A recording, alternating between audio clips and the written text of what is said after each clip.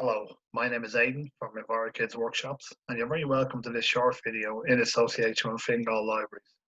Today we're going to be speaking about our planet and how we need to start caring for it and all the creatures that live on our planet. So we have one world and we need to learn to look after it. There's some simple steps we need to do, and today we're going to be speaking about a few of them. We're going to be talking about a thing called biodiversity. So what is biodiversity? Well, biodiversity is the variety of life, the species and the creatures that live in our ecosystem. It provides us with food, medicine, and materials. So biodiversity is extremely important to our way of life. I have a simple chart here which we can take a look at.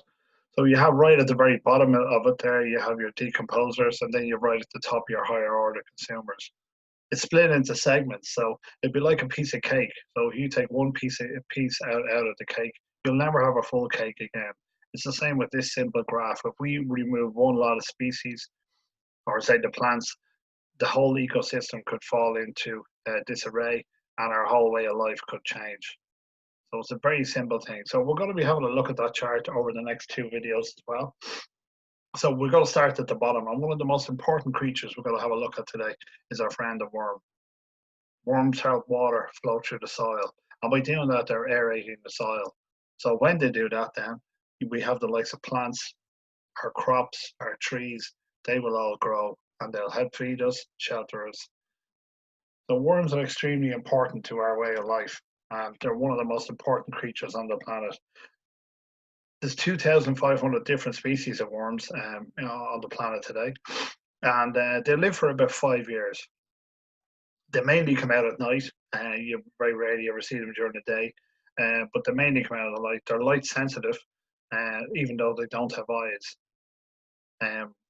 Worms basically feed on decomposting material, and in the picture there in the top right hand corner, you can see there's a little white band on the worm, and that's called its saddle.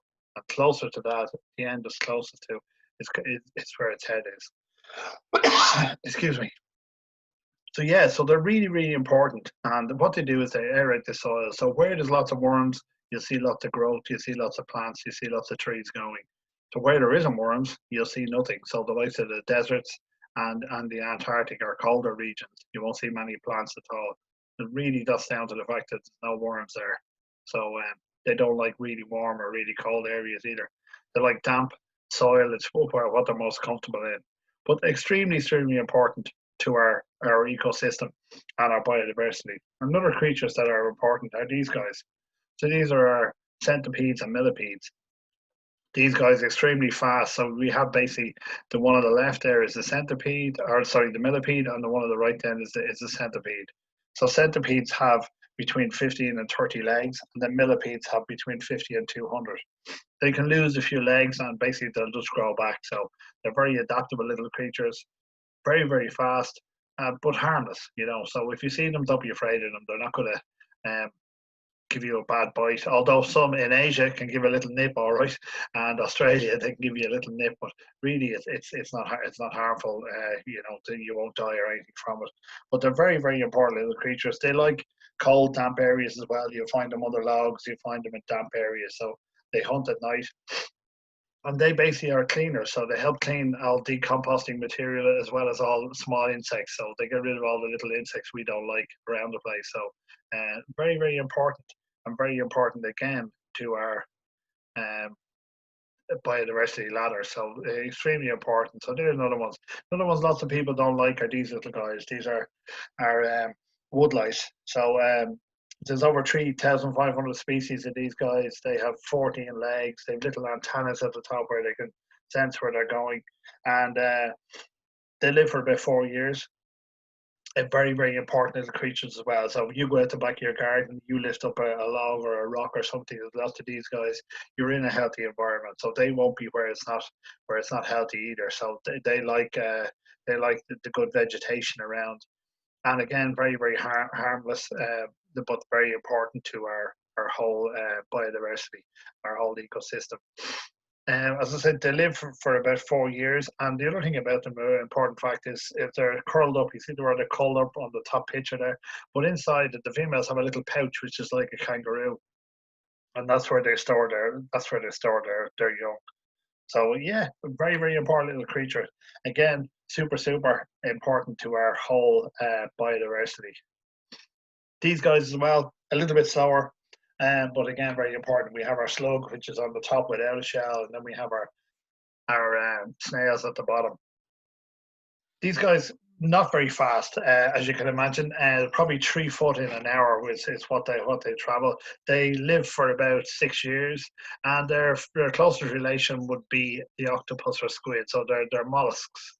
So yeah, very very important. Again, they eat a lot of vegetation. The slug could eat up to 40 times its weight in a day. So huge part and huge work is done.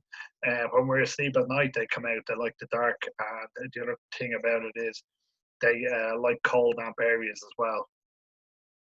Um, the difference between the main difference between the slug and the snail, besides the shell, is a snail would hibernate. So basically, they lock themselves up in their shell during the colder months. They find somewhere dry, and they lock themselves up there. Whereas the slug will stay going all year round, and they have two eyes, which are their top. You see the four little sort of antennas there, but the two eyes are at the top there, they're eye sockets, and then the other two are to feed.